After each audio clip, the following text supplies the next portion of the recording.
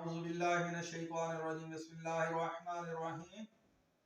اللہ تعالیٰ نے جناب آدم علیہ السلام کو خلق فرمایا تو جناب آدم علیہ السلام نے اپنی دائیں طرف دیکھا تو تین خوبصورت نورانی سفید شکلیں نظر آئیں، اور جب بائیں طرف دیکھا تو تین بدصورت سیاہ شکلیں نظر آئیں۔ جناب آدم علیہ السلام نے سفید نورانی شکلوں میں سے پہلی شکل سے سوال کیا کہ تم کون ہو اور تمہاری رہائش کہاں ہے؟ تو اس نے کہا کہ میں عقل ہوں اور میری رہائش دماغ میں ہے۔ جناب آدم علیہ السلام نے دوسری شکل سے پوچھا کہ تم کون ہو اور تمہاری رہائش کہاں ہے؟ تو دوسری شکل نے کہا کہ میں انس ہوں، پیار محبت ہوں، میری رہائش دل میں ہے۔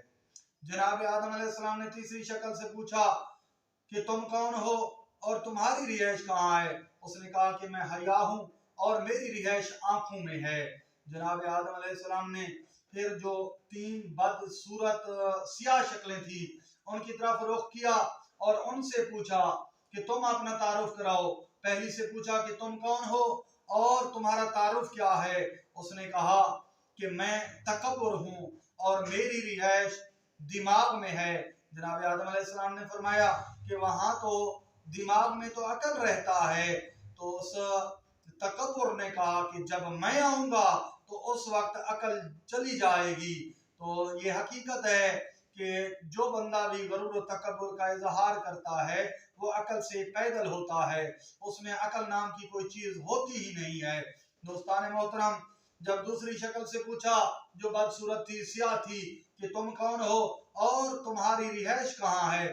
تو اس نے کہا کہ میں حسد ہوں اور میری رہائش دل میں ہے۔ جناب آدم علیہ السلام نے کہا وہاں تو انس پیار محبت رہتا ہے۔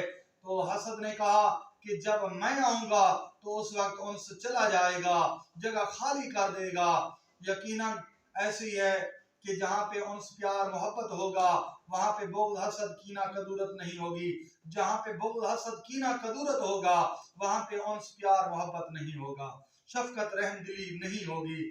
دوستان محترم، جناب آدم علیہ السلام نے تیسری شکل سے پوچھا کہ تم کون ہو اور تمہاری رہائش کہاں ہے؟ اس نے کہا کہ میں حرص ہوں اور میری رہائش آنکھوں میں ہے۔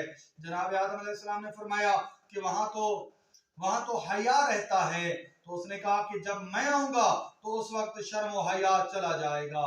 یہ یقیناً حقیقت ہے کہ جس کی آنکھوں میں حرص ہوتا ہے، طمع لالچ ہوتا ہے، اس کے اندر حیا شرم نام کی کوئی چیز نہیں ہوتی۔ دعا کرتے ہیں کہ اللہ تعالیٰ ہمیں غرور و تکبر سے محفوظ رکھے، بغض حسد کینہ کدورت منافقت سے محفوظ رکھے، اور حرص طمع لالچ سے بھی بچنے کی توفیق عطا فرمائے۔